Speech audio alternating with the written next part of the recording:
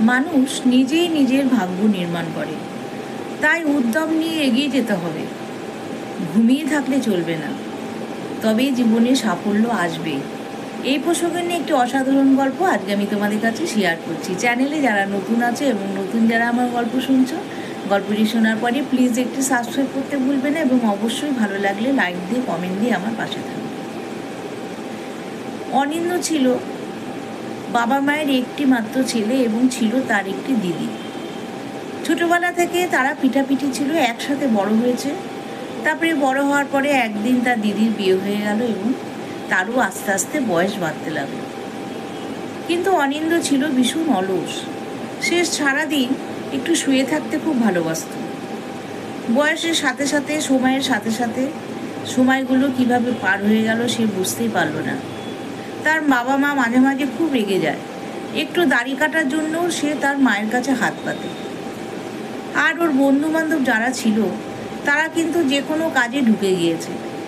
একটা বয়সের পর সবাইকে তো কাজ করতেই হয়। অনিন্দ পড়াশোনায় খুব ভালো ছিল, কিন্তু পড়াশোনায় ভালো হলে কি হবে? সুযোগ মতো কাজ না করলে তার তো কোনো মূল্য নেই। জীবনে তো দাঁড়াতে হবে নিজেকে। সেই চেষ্টা অনিন্দের একদম ছিল না। সারাদিন সে শুয়ে বসে দিন কাটাতো। অন্যান্য বন্ধুরা কেউ না কেউ কাজ করে অন্তত বছরের শেষে বাবা মাকে একটা জামা কাপড় দেওয়ার ক্ষমতা রাখত এবং নিজের আনন্দ ফুর্তি করার হাত খরচের ক্ষমতা রাখতো। কিন্তু আনন্দ কী করতো? খালি তার মার কাছ থেকে যে কোনো ব্যাপারে হাত পাততো পয়সার জন্যে। এইসব দেখে তার মা কিন্তু খুব রেগে যায়। হাজার হোক নিজের ছেলে তো, সেরকম কিছু বলতেও পারে না, কিন্তু আকার ইঙ্গিতে বুঝিয়ে দেয় যে অনিন্দ, তুমি কিছু করো, তোমাকে এইভাবে বসে থাকলে হবে না। এই কথা শুনে একদিন অনিন্দের খুব মন খারাপ হলো। সে ভাবলো যে মা আমাকে খোঁটা দিচ্ছে। আসলে মা তো কোনোদিন খোঁটা দেয় না, মা তো ছেলেমেয়ের ভালোই চায়। সেজন্যই অনিন্দিকে এই কথাগুলো বলেছিল। অনিন্দ সারাদিন খুব মন খারাপ করে বসেছিল। অনিন্দের মা জিজ্ঞেস করছে, কি হয়েছে তোমার, তুমি এরকম মুখ ভার করে বসে আছো? তখন অনিন্দ কিছু বলে না। সে বলল, মা আমি একটু বাইরে বেরোবো, আজকে একটু দেরি হবে আমার। তখন তার মা বলল, ঠিক আছে বেরো, কিন্তু সময় মতো বাড়ি চলে এসো, যাতে আমাকে চিন্তা করতে না হয়। অনিন্দ সেদিন বেরিয়ে গেল তার বন্ধুদের সাথে। অনেক আড্ডা মারলো, অনেক গল্প করলো। তার বন্ধুকে একদিন তার মনের কথা শেয়ার করলো, দেখ তোরা সবাই কিছু না কিছু করছিস, কিন্তু আমার কি জানিস তো, আমারও ইচ্ছা করে কিছু করতে, কিন্তু আমার জন্য কেমন একটা জড়তা লাগে। আমি কোথায় কাজ করব? সারাদিন আমি বাড়িতে বসে ল্যাপটপে চাকরি খুঁজি, মা সেটা বুঝতে পারে না। কিন্তু যেগুলোই করি চাকরি পাই, সেগুলোই সব টার্গেটের চাকরি। সেই সব চাকরি না আমার একদম করতে ইচ্ছা করে না। আমার বাইরে দৌড়িয়ে কোনো কাজ করতে ইচ্ছা করে। যেমন করে তোরা আনন্দ ফুর্তি করিস, খরচ করিস, সেরকম আনন্দ আমারও করতে ইচ্ছা করে। কিন্তু আমার ভিতরে কেমন যেন একটা জড়তা, একটা ভীরুতা কাজ করে।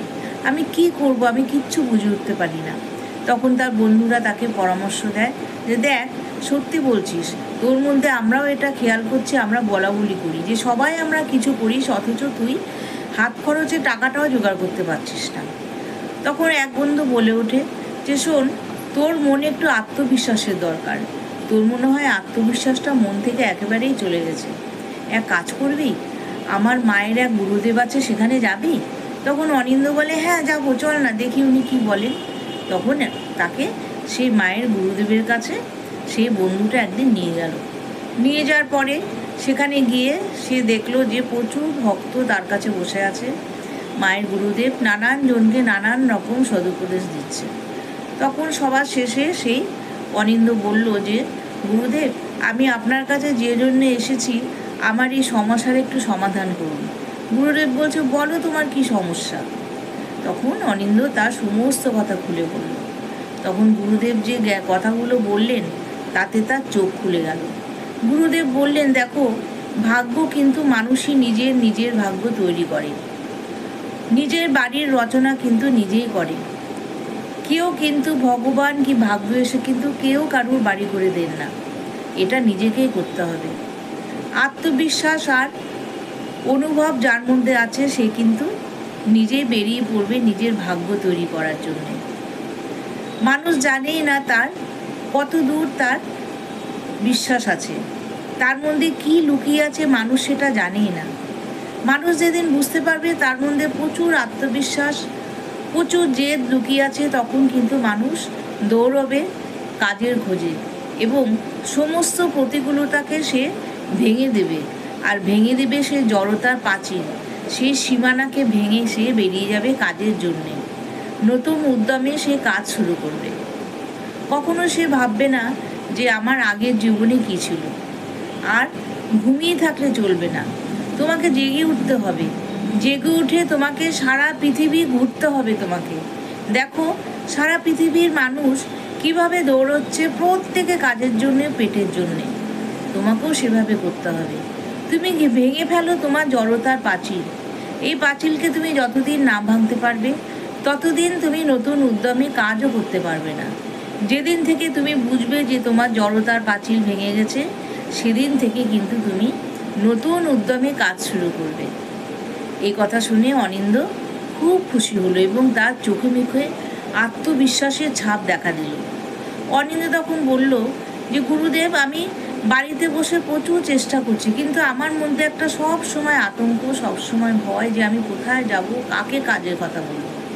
তখন গুরুদেব বললেন, না, তোমার মনে যে সুপ্ত বাসনা আছে সেটাকে তুমি বিস্তার করো, সেটার জন্য তুমি উদ্যোগী হও, তুমি ছুটে বেড়াও, একবার বাইরের জগতে ছুটে বেড়াও। দেখো তোমার কাছে পৃথিবীটা হাতের মুঠোয় হয়ে যাবে।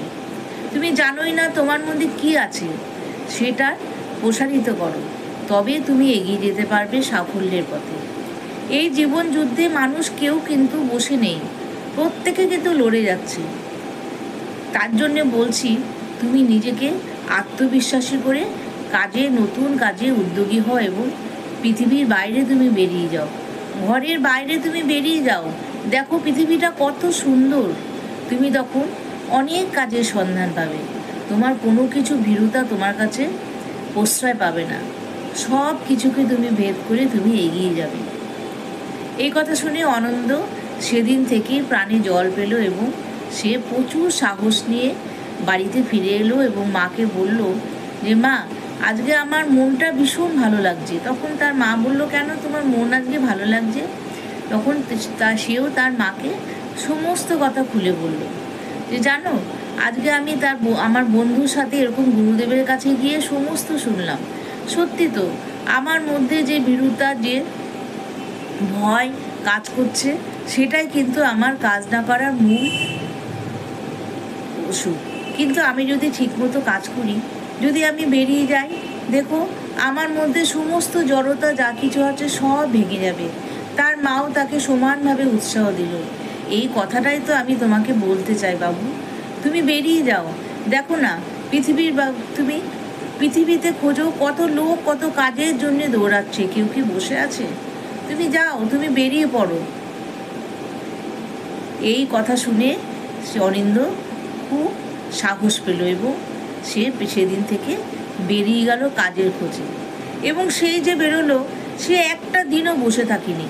প্রতিদিন নানান দিক দিয়ে কিছু না কিছু কাজ সে খুঁজে পেল এবং অনেকগুলো কাজ করে সে সময় শেষে যখন বাড়িতে ফিরত, তখন সে নিজেকে একজন সবচেয়ে বড় মানুষ হিসাবে গণ্য করত এবং সে ভাবত, পৃথিবীর সব কিছু আমার হাতের মুঠোয়, এতটা সময় আমি কিভাবে নষ্ট করেছি। সত্যি, মানুষ কাজ খোঁজে, কাজ কিন্তু আমাদের দোরগোড়ায় এসে দাঁড়িয়ে থাকে।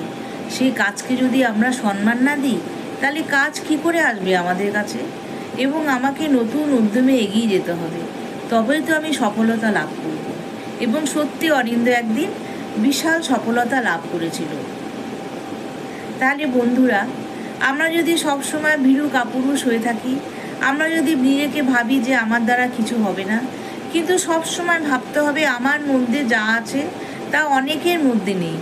আমাকে এগিয়ে যেতে হবে এবং আমাকে সেই ভীরুতার পাঁচিল, সেই সীমানা আমাকে ভেঙে ফেলতে হবে, নতুন উদ্যমে এগিয়ে যেতে হবে, তবেই জীবনে সাফল্য আসবে। তাহলে বন্ধুরা, আমার গল্পটা আজকে কেমন লাগলো তোমরা প্রত্যেকে কমেন্ট বক্সে জানাবে এবং খুব বেশি করে শেয়ার করে দেবে, যাতে প্রচুর মানুষ এভাবে কাজ করে নিজেকে প্রতিষ্ঠিত করতে পারে। তাহলে আজকে আমি আসি, টাটা।